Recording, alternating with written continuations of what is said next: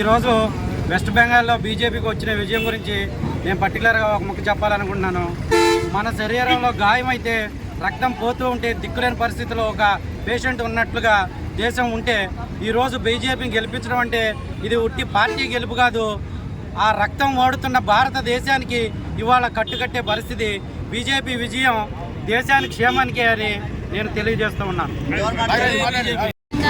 BJP ఎంత విజయవంతంగా గెలవడం అనేది చాలా గర్వంగా ఉంది. ఎక్కడైతే రేపు మొన్న బీహార్లో, ఇవాళ వెస్ట్ బెంగాల్లో, రేపు తెలంగాణలో, ఆంధ్రాలో కూడా ఇంత బీజేపీ వారోత్సవాలు ఎప్పుడూ చేసుకుంటాం. చాలా గర్వంగా ఉంది. ఏ భారత్ మాతాకి జై. గెలుపు ప్రపంచ దేశాలకి ఇది ఒక మలుపులాంటి. ఎందుకంటే మనం భారతీయ జనతా పార్టీ బ్రహ్మ రాక్షసిని తరిమి కొట్టింది. ఎందుకంటే మమతా బెనర్జీ హయాంలో మహిళలను ఊచకోత కూర్చుంది. అలాగే మన హిందువులై ఉండొచ్చు, మన బీజేపీ కార్యకర్తలై ఉండొచ్చు, కోత చేసింది. ఈ రోజున ఏదైతే మన బీజేపీ ప్రభుత్వం ఉందో మమతా బెనర్జీని కోసి తరిమి కొట్టాం. అదేవిధంగా ప్రజలు మార్పు కోరుకున్నారు, అదేవిధంగా ప్రజలు అభివృద్ధి కోరుకున్నారు. అందుకే ఈరోజు మోడీ గారు మన దేశాన్ని గెలిపించారు.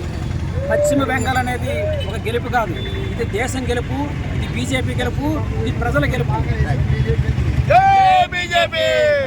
ఆంధ్రులకి ప్రతి ఒక్క దేశంలో ఉన్న ప్రతి ఒక్కరికి కార్యకర్తలకి చాలా ఆనందకరంగా ఉత్సాహంగా అనిపించే విధంగా ఉంది. మరింత విజయాలు సాధిస్తూ మనం ఇంకా ముందుకు వెళ్ళాలి. ఇంకా అభివృద్ధి అనేది ఎలా ఉంటుందో బీజేపీ ద్వారా తెలియపరచాలని చెప్పి మోడీ గారు ఆశయాన్ని మనం ఇంకా బలంగా తీసుకెళ్లాలని కోరుకుంటూ జై బీజేపీ, జై మోడీ, జై భారత్ మాతాకి జై శ్రీరామ్, జై శ్రీరామ్, జై శ్రీరామ్, భారత్ మాతాకి జై. నరేంద్ర మోడీ గారి నాయకత్వం వర్ధిల్లాలి. ఈరోజు ఇచ్చినటువంటి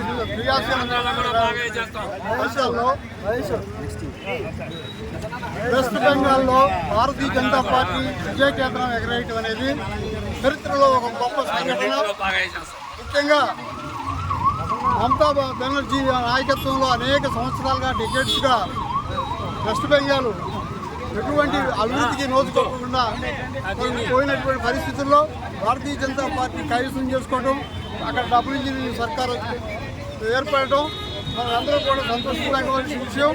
అదేవిధంగా అస్సాంలో ఎంత ఉగ్రవాదులతో అట్టుడిపోయినటువంటి అస్సాం మనం భారతీయ జనతా పార్టీ కైవసం కావటం, అదేవిధంగా పాండిచ్చేరిలో కూడా భారతీయ జనతా పార్టీకి సంబంధించినటువంటి పార్టీ అన్నా ప్రసాద్ ఫోటో తీయండి. శ్రీనివాసరావు వచ్చారు.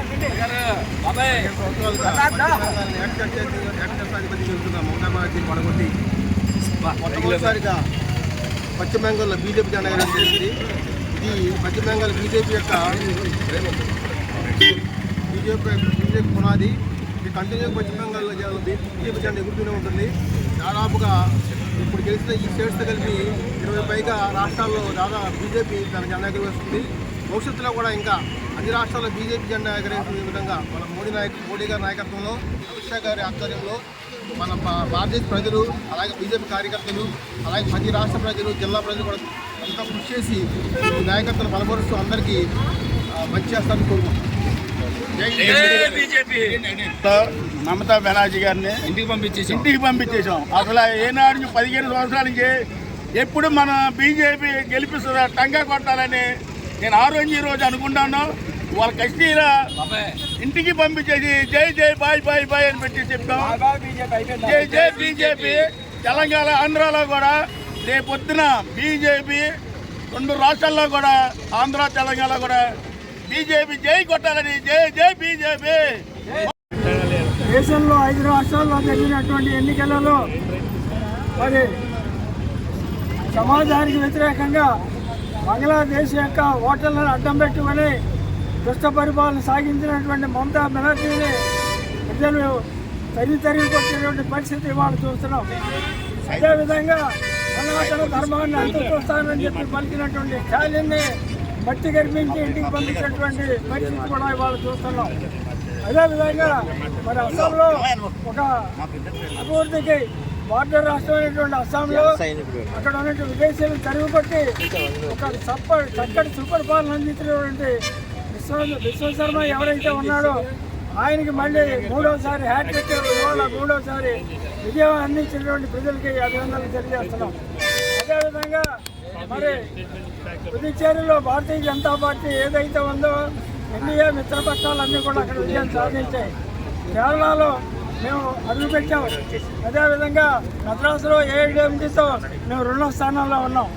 దేశం అంతా కూడా మా యొక్క ధ్యేయం ఒకటే, దేశం అంతా కూడా డబుల్ ఇంజిన్ సర్కార్ రావాలి, దేశం అంతా కాషాయమయం కావాలనేది మా ఉద్దేశం. భారత్ మాతాకి తీసుకోవడంలో ప్రజల బాధ్యత చాలా ఉంది.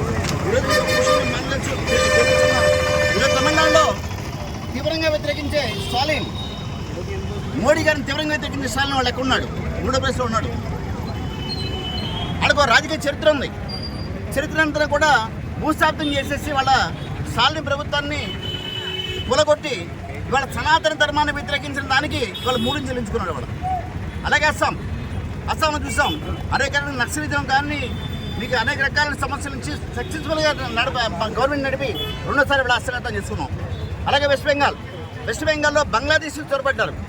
అనేక రకాల చొరబాటుదారులు అనమాట తరిమి కొట్టి ఎవరైతే హిందువులు ఎవరైతే ప్రజాస్వామ్యబద్ధంగా భారతదేశ రాజ్యాంగాన్ని ఎవరైతే గౌరవిస్తారో, అలాగే ప్రజాస్వామ్య విలువలకు ఎవరైతే మీకు ఓటేస్తారో వాళ్ళ విజయంగా వాళ్ళు అభ్యర్థిస్తున్నారు. భవిష్యత్తులో కూడా అలాగే మేము చూస్తున్న వాళ్ళ ఇవాళ వెస్ట్ బెంగాల్, అస్సాం, పుదుచ్చేరి, రేవతన ఆంధ్ర కావచ్చు. అలాగే మా పార్టీ ఉన్న ఆశయం ఏంటంటే భవిష్యత్తులో ఆంధ్రాలో కూడా ఇంత ఘన విజయాన్ని సాధించి కూటమి ప్రభుత్వ ఆధ్వర్యంలో బీజేపీ ఎంపీ కావాలని చెప్పి నా ఆకాంక్ష.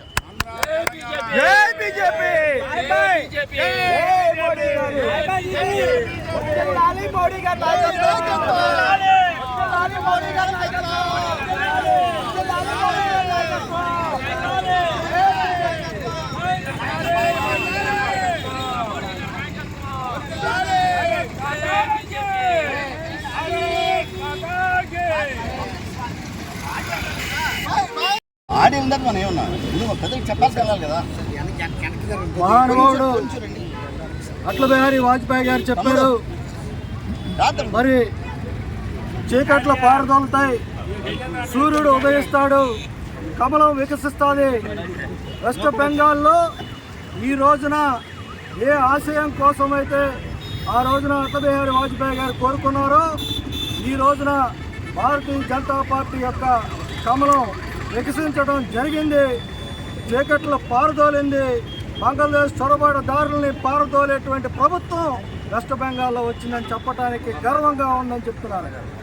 మరి అనేక ఇబ్బందులు పెట్టి అనేక దుర్మార్గాలను చేపట్టినటువంటి మరి దీదీ ప్రభుత్వాన్ని అక్కడ ప్రజలు పారదోరారు. అలాగే సనాతన ధర్మాన్ని వ్యతిరేకించినటువంటి స్టాలిన్ ప్రభుత్వాన్ని మరి నేల కూర్చారు మరి తమిళనాడులో.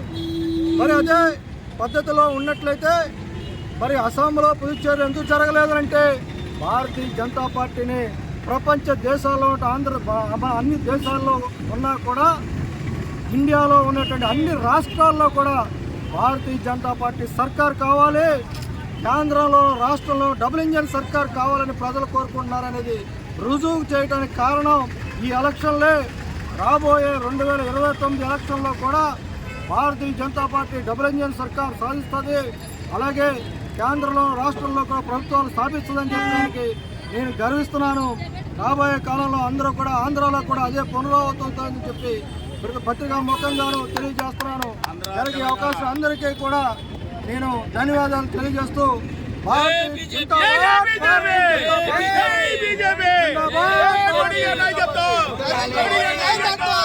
ఈరోజు